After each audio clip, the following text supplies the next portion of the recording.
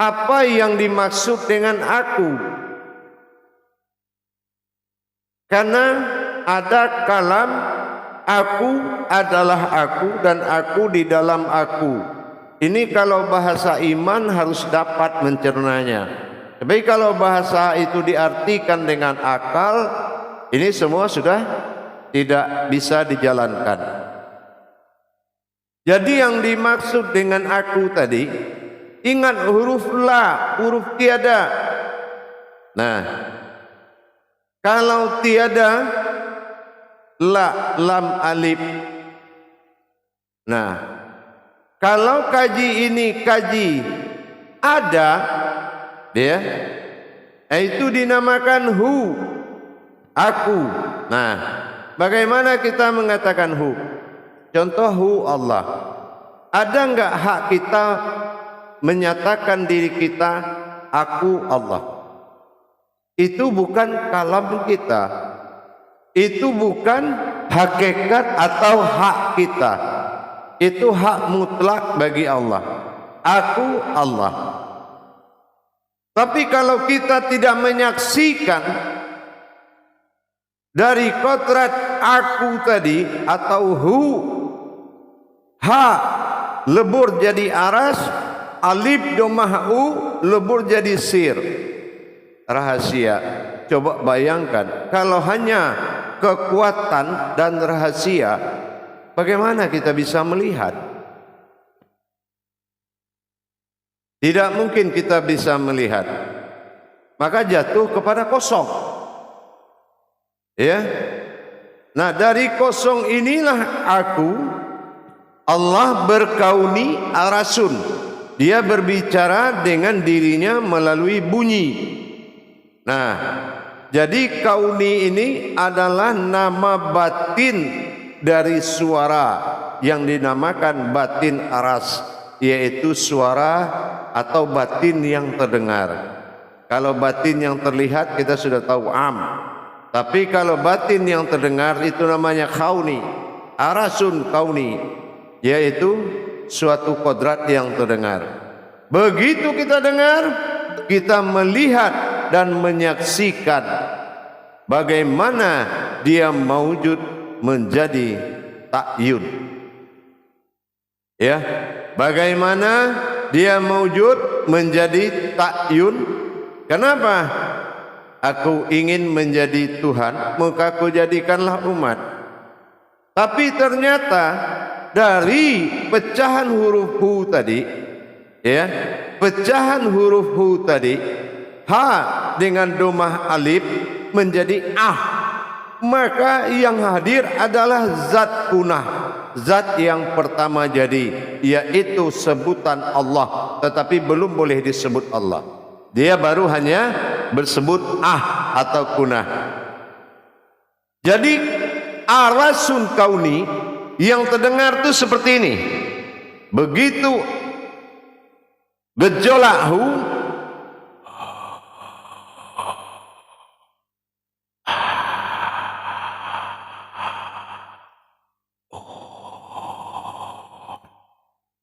apabila kita sudah masuk ke dalam bunyi tadi, kauni arasun, kamu akan tahu siapa Tuhan. Begitu kita melaksanakan sampai terwujud dia, kun aku, fayakun hu atau dia, maka faya dia hadir dari dalam kalbi kita, yaitu kaun. Kaun bukan kun tapi kaun, ada waw di situ. Di fayakunnya itu ada waw. Ya. Sementara kun alifnya juga tidak ada. Dibaca kun tapi tidak ada alifnya. Nah, lihat surat Yasin itu, tidak ada alifnya. Kun. Nah, cuma disitulah sir tadi, alif sir itu dasarnya. Maka mewujudlah ah lam alif. Ya, tapi kalau wujud awal semuanya jadi, barulah mewujud ah awal semuanya diciptakan. Nah, setelah ah ini jadi, zat yang berupa tetapi tidak berbentuk, maka Allah tiupkan Rohul Kudus, ruh yang sangat suci. Apa ruh yang sangat suci? Itulah yang dinamakan sir. Sir itu dinamakan dengan Ahmad. Ya. Nah, Ahmad sir atau dikatakan batin. Batin dari dohirnya Muhammad, batinnya Ahmad. Ahmad. Diri batin, yaitu diri yang dipuji. Nah, sekarang saya tanya, siapa nama diri yang dipuji? Ahmad. Nama batinnya apa? Alhamdulillahi Rabbil Alamin. Katanya harus kamu patuh dan kamu sembah. Segala puji bagi Allah Tuhan di sekalian alam.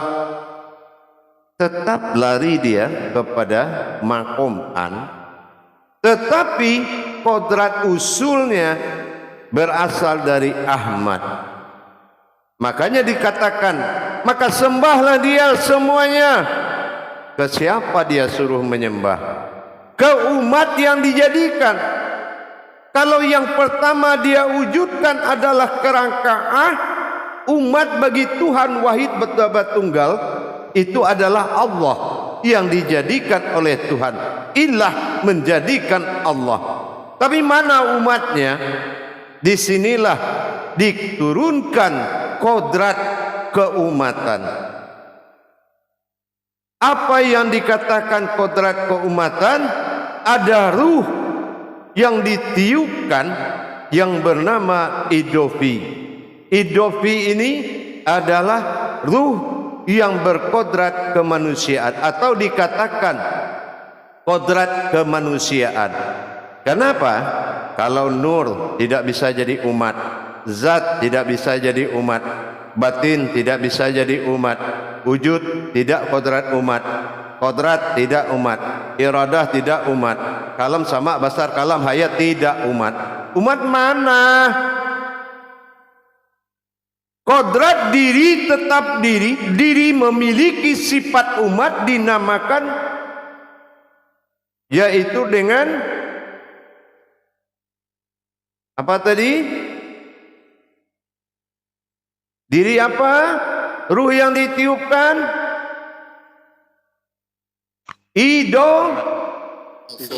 Idofi. Alif awalnya, alif akhirnya. Sir, yaitu kodrat ruh. Setelah itu dia Ahmad menjadi rohani, ruhi. Masuknya Ahmad menjadi ruhi. Di dalam ruhi ada rohani, ada ruh bernama rohani juga. Itu adalah Idofi. Itu adalah kodrat kemanusiaan. Bukan berubah menjadi kodrat sebuah manusia, tapi itu kodrat keumatan, yaitu kodrat yang menyembah. Dan itu di dalam kehidupan diri kita memiliki sifat 9 sifat kemanusiaan. Di dalam sifat 9 sifat ruh tadi, 9 ruh tadi, dia memiliki gerakan-gerakan keumatan. Ada gerakan nafsu, ada gerakan baik, ada gerakan buruk, ada gerakan berlebih-lebihan, ada gerakan sadar, tidak sadar. Semua ruh yang 9 tunduk di dalam pimpinan roh Idofi. Kenapa? Roh Idofi adalah rohnya dari rohani. Tapi jangan kita katakan bertambah kodrat. Tidak, ini hanya roh. Ibarat tanah juga ada ruhnya, matahari juga ada ruhnya, bulan juga ada ruhnya, siang ada ruhnya, malam juga ada ruhnya. Allah bicara dengan ruhnya.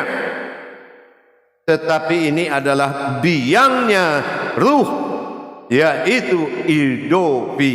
Nah, Idofi inilah diri Ahmad awal bernama aku. Inilah kata aku pada Ahmad.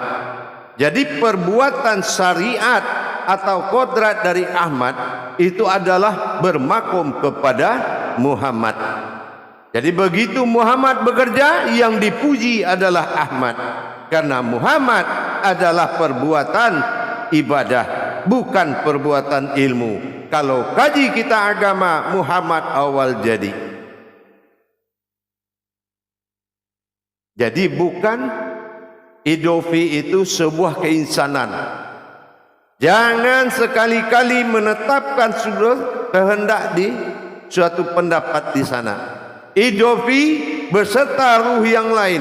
Ruh Rahmani ada, ruh Kudus juga ada, ruh Nurani juga ada. Semua juga ada ruhnya. Tak perlu heran kita. Mau bicara dengan batu, batu juga ada ruhnya. Gunung juga ada ruhnya. Semua ada ruhnya. Kalau tidak, enggak mungkin dia besar. Pohon juga ada ruhnya. Kalau enggak mungkin dia tinggi.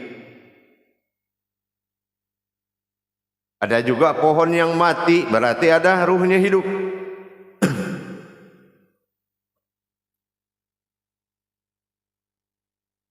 Ada ruh di dalam kodrat. Kodrat tetap kodrat.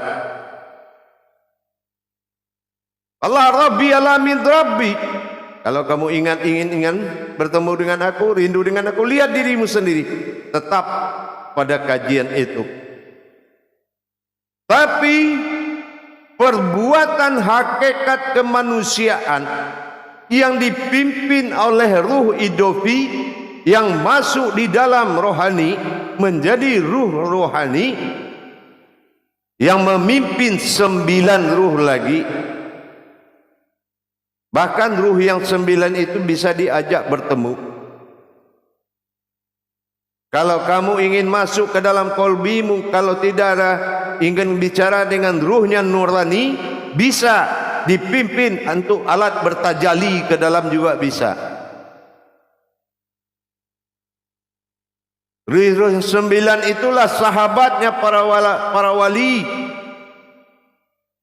Dan semua ketemu. Kecuali dengan roh Idofi. Kalau roh Idofi dia tidak bisa menyerupai yang lain. Hanya menyerupai orang yang memanggilnya. Tapi kalau roh yang lain dia bisa berbentuk yang lain. Berbentuk warna, berbentuk gerak, berbentuk rasa. Dan dia bisa berbicara. Itulah umat. Kalau kita umat Tuhan, ilah awal jadi. Jangan dilarikan keumatan kepada Idofi. Idofi roh. Setiap Allah ciptakan ada ruh. Contoh batin. Apa ruh batin?